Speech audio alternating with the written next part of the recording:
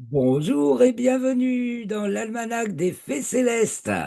Je suis ravi de vous retrouver pour vous présenter le bulletin astronomique pour la période du 20 au 27 décembre 2025, la première phase de la troisième lune d'automne nord, hiver sud, printemps sud, pardon, automne nord, printemps sud. Donc c'est de la nouvelle lune le samedi 20 décembre à 2h43 du matin, au premier quartier le samedi 27 décembre à 20h09. C'est donc la première phase de la troisième lunaison.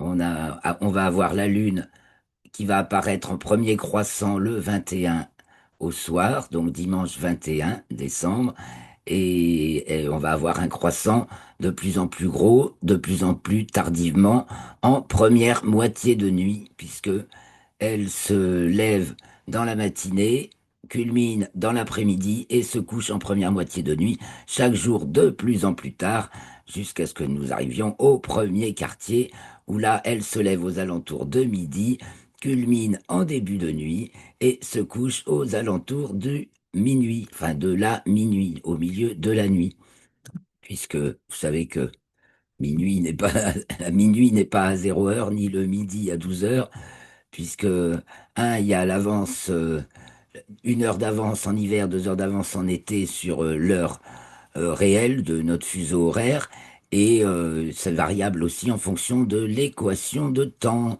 qui fait qu'actuellement, le midi et le minuit vrai se décalent de plus en plus tard, et d'ailleurs, l'équation de temps est nulle le jour de Noël. Elle est égale à zéro. À ce jour-là, le midi vrai a lieu à l'heure du midi moyen. Et si vous êtes sur le méridien de Greenwich, bah, c'est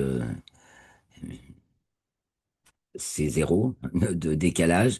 Et si vous êtes, par exemple, à l'est, c'est 4 minutes par degré de longitude. Alors, par exemple, pour le méridien de Paris, à 2 degrés 18 est, c'est 9 minutes plus tôt que sur le méridien de Greenwich, le midi vrai. Donc on mettrait 13 heures en heure d'hiver, moins 9 minutes, 13h51, c'est l'heure du midi vrai sur le méridien de Paris. Et ça va se décaler de plus en plus tard jusqu'à début février, où là, l'équation de temps atteint son premier maximum positif de l'année. Conséquences pratiques sur les couchers du soleil, car donc cette période c'est celle du solstice de décembre, quand le soleil entre dans le signe du Capricorne, quand il est au plus bas en déclinaison dans l'hémisphère nord, parce qu'il est au plus haut en déclinaison dans l'hémisphère sud. Il culmine au zénith à midi au tropique du Capricorne. Et puis à partir de là, il va remonter en déclinaison, c'est-à-dire culminer de plus en plus, enfin culminer au zénith, hein, zénith au-dessus de votre tête, dans les régions tempérées comme la nôtre. On n'a jamais le soleil au zénith, ok les amis? Ni même la lune, malgré ses extensions en latitude, et ni les planètes. Faut pas confondre culmination et zénith. Zénith, c'est quand ça culmine au sommet du ciel. Voilà, c'est ça le zénith. Donc je reprends, j'étais sur l'équation de temps. Bon, on va passer aux choses concrètes. Je vais vous montrer, je vais partager la fiche avec Stellarium. Ensuite, nous irons voir ce que nous allons faire, ce que nous allons voir, et savoir ce que vous ne verrez pas, car oui, j'ai oublié de me représenter pour les nouveaux. Donc bonjour à vous tous. Les anciens, merci, chers abonnés. Les nouveaux, merci de vous abonner. Ça me fait plaisir parce que la chaîne grossit un petit peu, lentement, mais sûrement.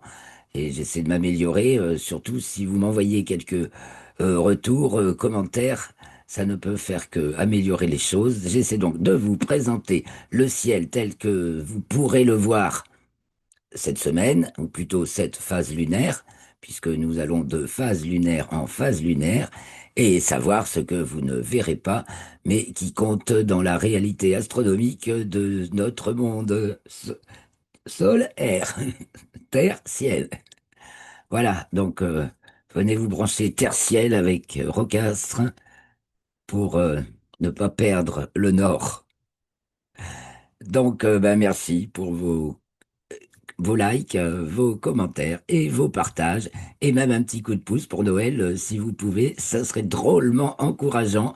Merci d'avance, renvoyez-moi un message si les liens ne sont pas valides, j'arrangerai ça. Voilà. Donc, nous, c'est parti. On va explorer ce qui se passe cette semaine du 20 décembre au 27 décembre. Donc, cette première phase de la troisième lune d'automne, nord, printemps, sud. Ce qui fait qu'on va être en lune d'automne jusqu'à la nouvelle lune suivante, qui est bien, je crois, le 18 janvier. On attaquera la première lune d'hiver, donc à la nouvelle lune suivante, le 18 janvier. Alors, partageons tout d'abord l'affiche résumée des événements de la période que vous pouvez trouver et télécharger dans l'article dont le lien est dans la description de la vidéo ci-dessous. Et à partir de là, vous pouvez, c'est un PDF, vous pouvez l'imprimer et comme ça l'avoir sous les yeux autant que vous voulez. Enfin, vous en faites ce que vous voulez, mais c'est le guide chronologique et un peu plus de ce qui se passe durant cette première phase de la troisième lune d'automne, enfin chaque semaine, hein, chaque période, chaque phase lunaire. Alors, la nouvelle lune, c'est le samedi 20 décembre à 2h43. Juste avant, à 0h06, elle est à sa déclinaison minimale, la Lune, donc sud, donc à 28 degrés de déclinaison sud.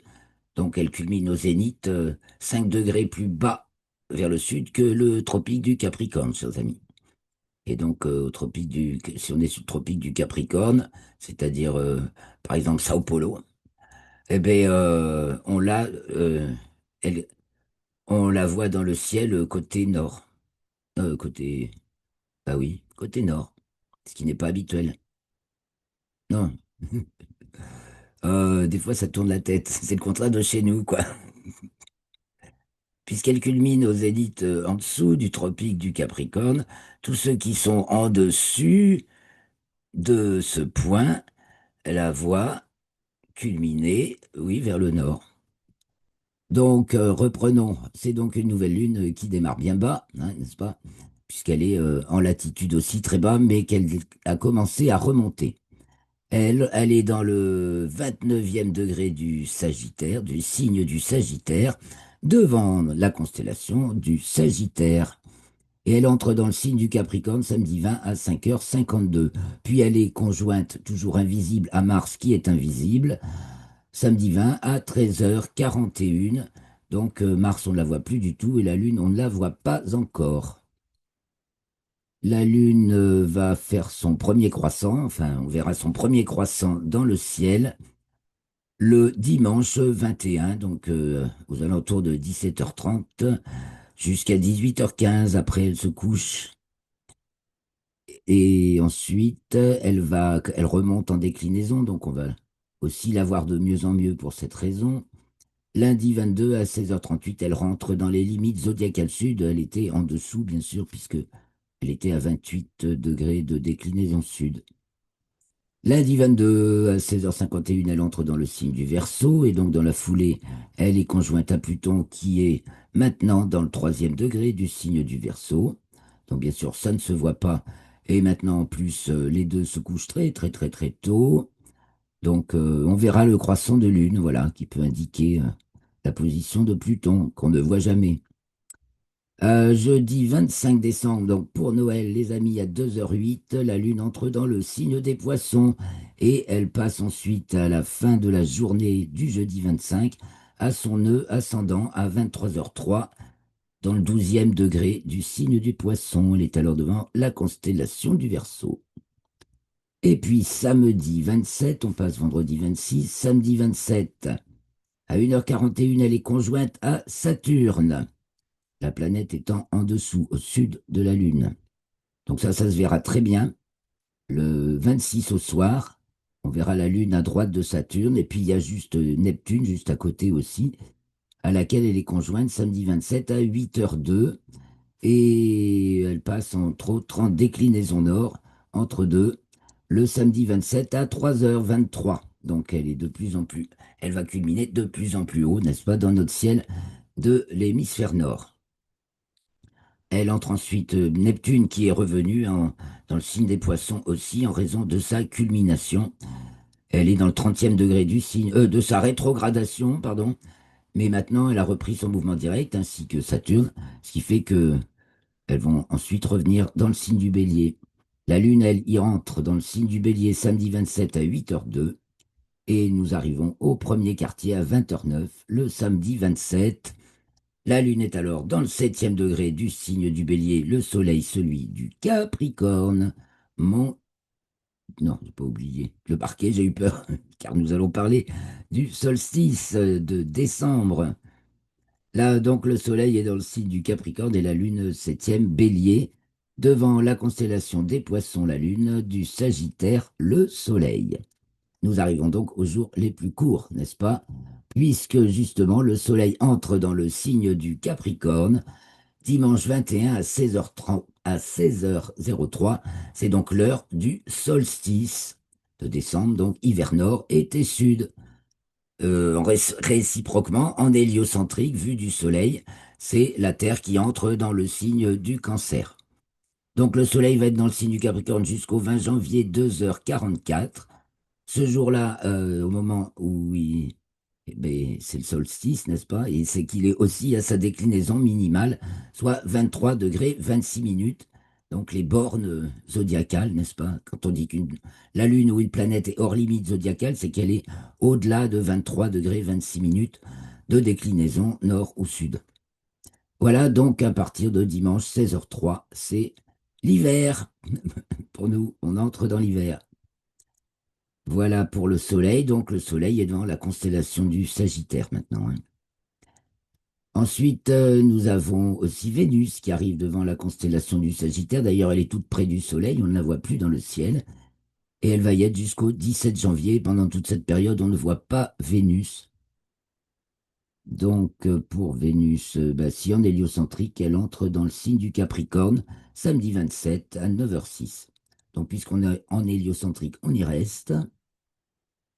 Nous avons dimanche 21, donc héliocentrique, vue du Soleil. Dimanche 21 à 0h42, Mercure, qui entre dans le signe du Scorpion et qui y reste jusqu'au 31 décembre. Avance, quand elle passe en Sagittaire, elle est à son aphélie, donc elle avance moins vite autour du Soleil que quand elle est à son périhélie, qui est en Gémeaux.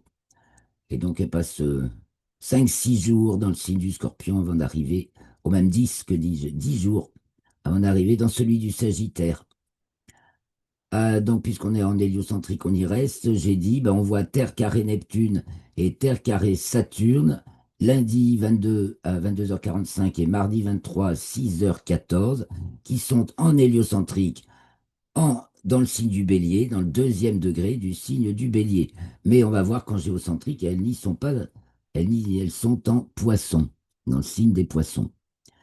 Donc, en héliocentrique toujours, nous avons Mercure qui passe à son nœud descendant samedi 27 à 2h55. Donc, c'est aussi en géocentrique, hein, à 2h43, 8 minutes plus, 12 minutes plus tôt. Dans le 22e degré du signe du Sagittaire, cette fois-ci, là, c'est variable en géocentrique, alors qu'en héliocentrique, ça ne l'est pas, c'est toujours 19e degré Scorpion, son nœud descendant, sauf une petite variation d'1 degré par siècle. Donc Mercure va donc descendre en latitude. Concrètement, ça va, pour nous dans l'hémisphère nord, ça va rendre sa vision plus difficile. Elle a été très très bien visible juste depuis début décembre jusqu'à présent. Là, ça va devenir difficile maintenant cette semaine. Encore possible, mais de plus en plus difficile.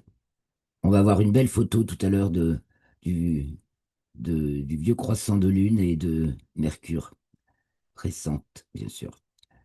Donc, bah, j'ai fini avec l'héliocentrique. Donc maintenant, on revient les pieds sur terre pour finir cette petite tournée des événements. Donc, je vous ai dit que la Terre était au carré de Neptune et de Saturne en héliocentrique. Lundi 22 et mardi 23 dans le 2e degré du signe du Cancer pour la Terre, Bélier pour les deux planètes, elles ont été conjointes le 11 décembre en héliocentrique, n'est-ce pas? Dans le deuxième degré du signe du Bélier, déjà. Alors, le Soleil est au carré de Neptune, parce que Saturne s'est déjà fait, c'était le 17. Donc c'est la quadrature est de Neptune, dimanche 21 à 2h02. Quadrature est, ça veut dire que c'est entre l'opposition, la période où on la voit le mieux, c'était en septembre, et la conjonction, la période où on la voit plus du tout. Donc ce sera en mars. Et donc là, elle est encore visible, mais maintenant elle est déjà haute dans le ciel en début de nuit et va se coucher de plus en plus tôt dans la nuit. Mais il n'y a pas la Lune cette semaine, c'est le bon moment pour observer Neptune avant qu'elle ne soit conjointe à la Lune pour le premier quartier en début de période. Très très bonne période pour Neptune, ainsi qu'Uranus d'ailleurs, tant que la Lune n'est pas gênante. Alors là, voilà, Soleil. Bon, ben, j'espère qu'il n'y a pas de coupure, parce que là j'ai eu une petite coupure de connexion, mais on dirait que ça va. Je reprends donc et je vous repartage la fiche, partagée. Voilà, donc on avait à peu près terminé notre petite revue de la semaine. J'en étais au ce carré de Soleil-Saturne, c'était le 17, mais ça c'est le 20, c'est après le carré de Neptune, c'est le 23 aussi dans le plan équatorial. Donc il y a une espèce d'enchevêtrement selon les référentiels, entre le Neptune et Saturne dans ce carré du Soleil en géocentrique ou de la Terre en héliocentrique, sachant qu'en géocentrique, c'est dans le signe Sagittaire, Poisson, et en héliocentrique, c'est dans le signe euh, Capricorne, Bélier. Voilà, alors c'est tout. On va regarder le reste. Donc on est au premier quartier qui est conjoint à Saturne et Neptune, hein. Donc la Lune avec Saturne et Neptune, donc au carré du Soleil, comme on vient de le voir, c'est pour ça. Donc les jours les plus courts, qui se décalent quand même vers le matin, c'est-à-dire qu'on a déjà eu les couchers de soleil les plus précoces de l'année, ça c'est déjà fini, il commence à rallonger sur le soir, le jour, depuis le 13 décembre, jour de la Sainte-Luce. Et les levées de soleil les plus tardifs vont commencer fin décembre jusqu'à début janvier. Donc le soleil continue à se lever de plus en plus tard, mais comme il diminue, comme par contre il se couche aussi de plus en plus tard le soir, les jours commencent bien à augmenter à partir du moment du solstice, soit le 21 décembre cette année, on le rappelle, à 16h03, dimanche 21 décembre.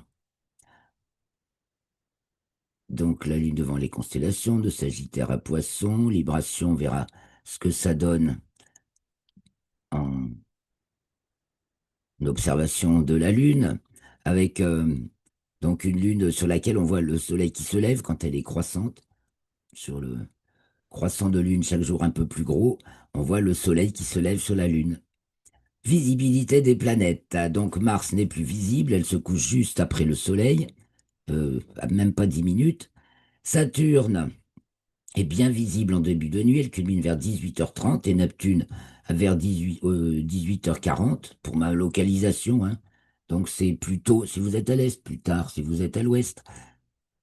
Et donc ça, c'est les planètes du début de nuit. Il y a Uranus qui se lève, qui culmine, qui est levé avant le coucher du soleil et qui culmine vers 22h25. Donc tant qu'il n'y a pas la Lune, c'est très top aussi pour observer Uranus. Et nous avons Jupiter qui se lève maintenant vers 18h40 et donc qui rayonne devant la constellation des Gémeaux, juste en dessous de Castor et Pollux, le gros Jupiter qui brille de plus en plus fort. En toute fin de nuit, juste avant le lever du soleil, nous avons encore Mercure, mais de plus en plus difficilement. Donc, cette semaine se lève 1 heure avant le coucher du soleil, le jour du premier quartier, et Vénus qui, elle, se lève même pas 8 minutes avant le soleil, le 27 décembre, donc qui, elle, n'est plus du tout observable non plus, sauf pour vraiment les gens qui équipés de filtres solaires, parce qu'elle est tout près du soleil et avec de quoi viser sans s'éblouir. Donc éventuellement en photo, bien sûr. Voilà, donc le Soleil est entouré par Vénus et Mars et tout le monde va être conjoint début janvier, là. Nous avons encore des étoiles filantes. Les Géminides, c'est fini, mais il y a eu une très très très belle pluie de Géminides. J'ai eu vraiment la joie d'en profiter un maximum. J'en ai vu plein là, la nuit du 13 au 14 décembre. Splendide. J'espère que vous aussi. Alors, ça s'arrête le 20 décembre, les Géminides. On aura les Léominorides 2 décembre, maximum le 20 décembre aussi. Les Ursides, qui ne durent que du 15 au 25 décembre, maximum le 22 décembre. Il peut y en avoir beaucoup, 10 à 50 par heure quand même. Nous avons les Coma Bérénicides qui jusqu'au 23 décembre. Et nous avons les Quadrantides qui commencent le 26 décembre jusqu'au 12 janvier, qui ont leur maximum le 3 janvier. C'est un gros essaim également très important. Donc, avec plein d'étoiles filantes encore début janvier normalement. Les petites planètes ou astéroïdes, alors à l'opposition cette semaine, Igea le 22 décembre, Isis le 26 décembre. Ça c'est magnifique pour Noël. Isis c'est la, la mère secrète de la France puisqu'elle a donné son nom à Paris, Parisis, et ancêtre de la Vierge Marie, on pourrait le dire comme ça. Enfin bon, elle est là pour Noël, à l'opposition du soleil, c'est encore un peu, pour moi, c'est un petit signe du ciel. Et puis également la Lune qui est conjointe donc à Vesta le 21 décembre, à Pallas le 24 décembre pour Noël, et à Cérès le 27 décembre. Voilà, et puis encore plein d'autres choses. Alors les lunes de Jupiter, ben, plein de phénomènes à observer puisque Jupiter approche de sa plénitude, donc en janvier. Donc ça nous laisse le temps d'observer de plus en plus de phénomènes de ces satellites, leurs ombres et leurs transits. Et donc d'ailleurs, plus ça va, plus on va vers l'opposition, plus l'ombre et l'ombre se produit avant le transit après. Mais ça se resserre de plus en plus. Au moment de l'opposition, l'ombre et le transit sont simultanés. Et ensuite, le transit se produit avant et l'ombre après. Les éclipses occultations aussi. On voit même Callisto la quatrième, qui en fait peu, fait des phénomènes. Alors encore, donc, il y a Vénus et Mars dans le champ de Lascaux C3. Donc ça veut dire tout près du Soleil, hein, dans le champ du coronographe qui masque le disque solaire pour observer ce qu'il y a autour. Donc on les voit que là, hein, on les voit pas dans le ciel. Et l'amas globulaire Messier 22 comme chaque année, à la même période. Le ciel noir permet d'avoir la visibilité de la lumière zodiacale, s'il est bien sûr parfaitement pur, avec un horizon dégagé. Donc le soir jusqu'au 22 décembre, devant le Capricorne et le Verseau, et le matin, aux alentours de 6 heures, donc c'est juste après le crépuscule ou juste avant l'aube, donc le matin du 17 décembre au 1er janvier, devant le nord du Scorpion, la Balance et la Vierge. Premier croissant de cette lunaison le 20 décembre pour l'extrême sud de l'Afrique. Nous avons l'étoile Bételgeuse Alpha d'Orion, donc la rouge, passe au méridien à la minuit le 21 décembre. Bon, nous avons l'occultation d'une étoile de magnitude 11 par une petite planète 34 Circé. Donc ça, c'est vraiment pour les spécialistes. Et encore, l'étoile, je l'ai cherchée, elle est vraiment dans un seul catalogue absolument obscur. Enfin, au moins de spécialistes pointus. Elle n'est pas très facile à trouver. Et voilà, ça c'est une observation pour les spécialistes vraiment. 25 décembre, donc je vous l'ai dit, l'équation de temps est nulle. Reportez-vous au début du bulletin pour savoir de quoi il s'agit. Début de la 2306e rotation synodique du Soleil le 27 décembre. Et lever du Soleil les plus tardifs du 27 décembre au 8 janvier pour la latitude 45 nord. Voilà pour le résumé des événements et nous allons faire un petit tour sur Stellarium quand même, et j'espère vous montrer quelques images. Nous voici donc le 19 décembre, samedi. Non, que dis-je? Ah oui, il faut que j'aille au 20, c'est le 20 que ça commence. Le 20 décembre, samedi 20 décembre, au coucher du soleil, donc pratiquement le jour où il va se coucher le plus au sud-ouest. C'est le lendemain qui va se coucher le plus près du sud-ouest, voilà. Depuis le solstice de juin, il se couchait de plus en plus vers l'ouest jusqu'à l'équinoxe de septembre, pardon, puis vers le sud-ouest jusqu'à ce moment du solstice d'hiver. Donc, ben, je nous mets le 21, hein, ce sera le jour du premier croissant de lune en plus. 21 décembre, donc ce jour-là, le soleil va se coucher. Je vais enlever le sol, je mets juste l'horizon. Non, non, je vais plutôt mettre horizon océan, comme ça on aura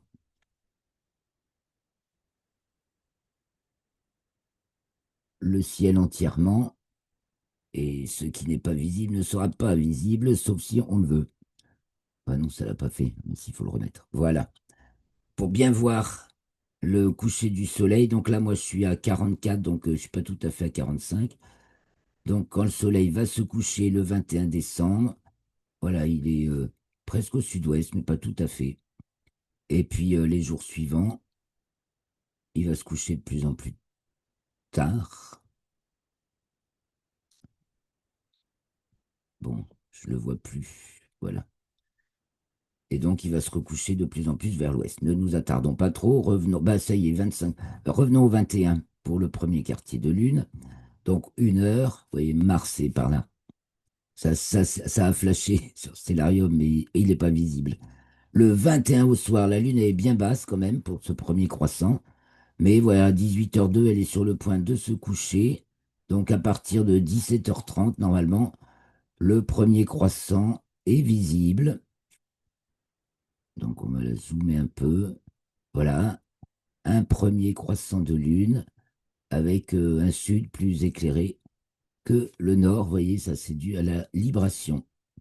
Donc à partir de là, chaque jour, elle va se coucher plus tard, donc on va la voir davantage. Donc 1 heure de plus, elle est couchée. Qu'y a-t-il dans le ciel? Le 21, on va mettre les constellations et leurs noms pour s'y retrouver. Voilà, donc vers le sud, 18h30.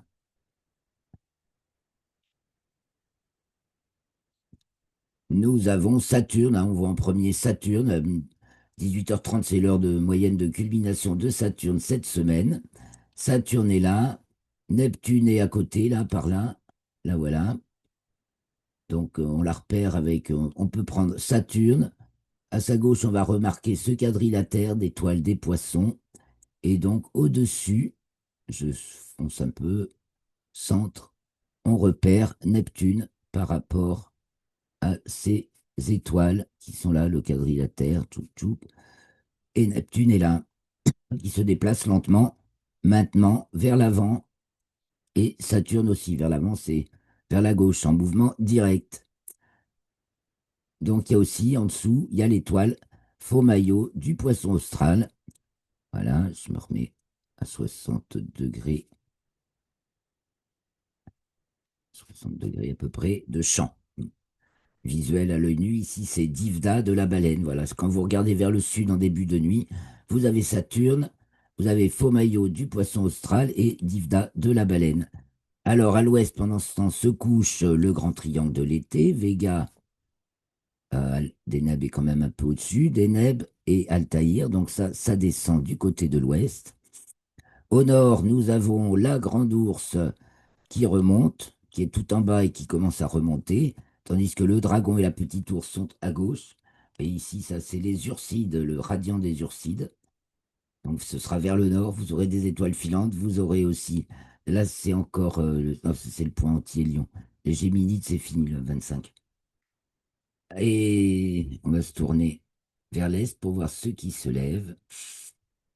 Et donc, en début de nuit, se lève Orion maintenant, avec au-dessus les Pléiades et Aldébaran du Taureau. Ici les Pléiades, ici Aldébaran.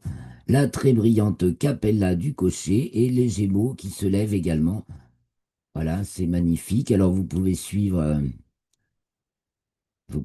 la Voie lactée. Là, on devrait même la voir, qui traverse Céphée, Cassiopée, Persée. Et après, elle se perd un peu. Si vous suivez le bras du bas de Persée, vous tombez sur les Pléiades. Si vous suivez le bras du haut de Persée, vous tombez sur le bélier. Bonne façon de se repérer. Voilà, donc au cours de la nuit, bah, donc on a vu ce qui culminait, on va voir ceux qui se lèvent au cours de la nuit. On va aller jusqu'à la minuit. Donc la minuit, c'est 0h50 pratiquement, voilà, je crois. Donc à la minuit, vous voyez, Jupiter est monté très haut. J'ai oublié de vous montrer Uranus, donc qui est juste en dessous des Pléiades. Les Pléiades qui sont là-haut, là-haut, là-haut, là-haut. Ici les Pléiades, donc ici Uranus. Je me remets là, hein. Nous sommes donc là à ce moment-là, en milieu de nuit. C'est déjà bien sûr sur le couchant, hein, ouest-sud-ouest, mais je vous centre un peu et je grossis pour montrer Uranus en dessous des Pléiades. Voilà, les Pléiades, Aldébaran. Et donc on va repérer Uranus et elle est à côté de deux autres étoiles de magnitude à peu près semblable qui sont là, ça forme un petit triangle. Il est très intéressant du coup d'observer Uranus se déplacer par rapport à ces deux étoiles. Uranus qui a un mouvement rétrograde en ce moment, donc elle va aller dans ce sens. Par rapport aux étoiles, c'est comme ça qu'on remarque que c'est une planète. Donc je reviens vers le sud. Alors le sud en milieu de nuit, bah, c'est le grand jet de l'hiver au grand complet, puisque nous entrons dans l'hiver avec, je monte jusqu'en haut, c'est qui? Ça occupe le ciel, hein. Le haut du ciel, voilà, Capella du cocher pratiquement au zénith. Ici, c'est Mancalinan du cocher qui est carrément au zénith. Et vous avez un petit miroir par terre. L'étoile va se refléter dedans. Donc, le grand jet de l'hiver. Bételgeuse, la rouge, qui passe au méridien à la minuit, justement le 21 décembre. Aldébaran du taureau. Capella du cocher, qui est presque au méridien, Castor et Pollux des Gémeaux, qui sont très très soulignés par Jupiter, qui brille plus fort que les deux étoiles, Procyon du petit chien, Sirius du grand chien, la plus brillante étoile du ciel, Rigel d'Orion et les trois mages, Alnitak, non, Mintaka, Alnilam et Alnitak. Voilà pour le ciel de milieu de nuit, et on va se tourner ben, vers le nord, parce que voilà, c'est l'horloge. Le nord, c'est l'horloge. L'horloge céleste en milieu de nuit. À cette saison, c'est ça. La grande ours qui remonte, qui remonte. Bon, bah, Capella qui est au zénith, donc qui coiffe le ciel.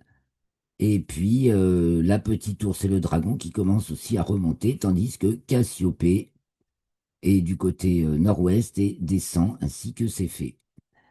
Donc reprenons vers l'est pour voir ceux qui se lèvent en fin de nuit, comme ça on verra aussi la planète visible en toute fin de nuit, Mercure. Ce sera très tard. Alors, il est 1 heure, 2 heures. Le lion s'élève donc. Arcturus du Bouvier se lève vers 2 heures du matin. La Vierge s'élève 3 heures. Spica de la Vierge ici, 3 heures du matin. 4 heures, 5 heures. Le grand triangle va réapparaître. Nous avons Vega, le grand triangle de l'été, Vega et Deneb qui sont en train de se lever à 6 heures du matin. 7 heures, c'est Ophiuchus qui se lève, le scorpion qui va apparaître. Et là, on va guetter Mercure au sud-ouest. Là, voilà. Voilà. 25 décembre, Mercure est ici. 7h13.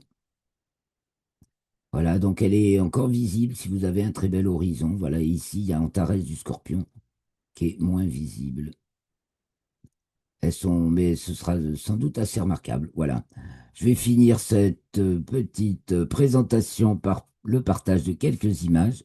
J'ai peut-être été un peu longue, mais bon, je ne résiste pas à l'envie de vous présenter ces images, vu que je suis toute seule, j'ai un petit peu de temps. Vous les retrouverez dans l'article, dont le lien est dans la description de la vidéo. Alors, voici tout d'abord avec l'atlas virtuel de la Lune. Bah, une vue de notre Lune telle qu'elle sera le 26 décembre aux alentours de 22 heures. Donc, pas encore tout à fait en premier quartier, hein. Premier quartier, c'est à moitié. Ensuite, lune de 6 jours, on voit le soleil qui se lève, donc, à ce moment-là, sur les monts du Caucase, particulièrement, vous voyez, toutes ces chaînes montagneuses, là, qui entourent la mer de la Sérénité. Et donc, ici, on a les monts du Caucase avec les cratères. Euh, bon, ça y est, je me souviens plus, j'ai peur de vous dire une bêtise. Donc, je ne dis pas. Mais qui sont célèbres, là, ça y est, je me souviens plus. Alors, on verra la prochaine fois. Je vous en parlerai. Ici, la comète 3I Atlas dans le ciel du 29 novembre en Égypte, dans le désert noir d'Égypte. Donc, elle est encore accessible en photo. Elle est dans le ciel le matin, devant la constellation du Lion, mais son éclat décroît fortement, ce qui fait que c'est plus, elle est difficile à voir quand même. Mais il ne décroît pas très vite, mais bon, c'est magnitude 11, donc faut un bon télescope. Voilà. Donc l'objet interstellaire 3I Atlas qui fait toujours couler de l'encre. Alors je vous mets dans l'article aussi les dernières infos à ce sujet.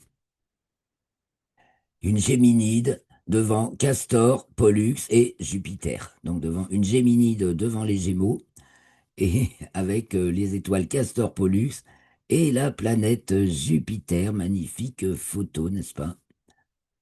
Prise en Sud-Corée, Corée du Sud. Ici, Lune et Mercure, les amis. Donc nous avons en dessous le croissant de Lune donc du 18 décembre et au-dessus c'est Mercure. Parce que Mercure était encore assez haut en latitude et la Lune très basse. Donc la Lune est en dessous et Mercure juste au-dessus, c'est chouette. C'est pris en Italie, pas très loin de chez nous donc. Ici Jupiter, magnifique Jupiter du 14 décembre. Voilà, accessible à vos télescopes, à vos photos, à vos appareils photo. Mais enfin là, faut être un amateur très entraîné. Encore une Géminide hein, que vous avez trouvée sur enfin, Géminide ou pas là, hein, devant Orion. Donc Météore devant Orion. On reconnaît les trois mages ici et Rigel ici et ici là, là où se trouve la nébuleuse d'Orion. Voilà, petite Vénus dans le ciel du matin très très lumineux, en phase 99% pleine, quoi. Donc pratiquement toute ronde. C'est pris depuis le Chili, je crois. L'Amérique du Sud en tout cas. Alors la très très très très célèbre photo des piliers de la création par Hubble, voilà, qui a lancé une nouvelle vision du cosmos, ça c'est sûr. Donc il y a des articles aussi, hein, ne manquez pas ma revue de presse dans l'article également. Et donc cette semaine, ça parle beaucoup des grands télescopes.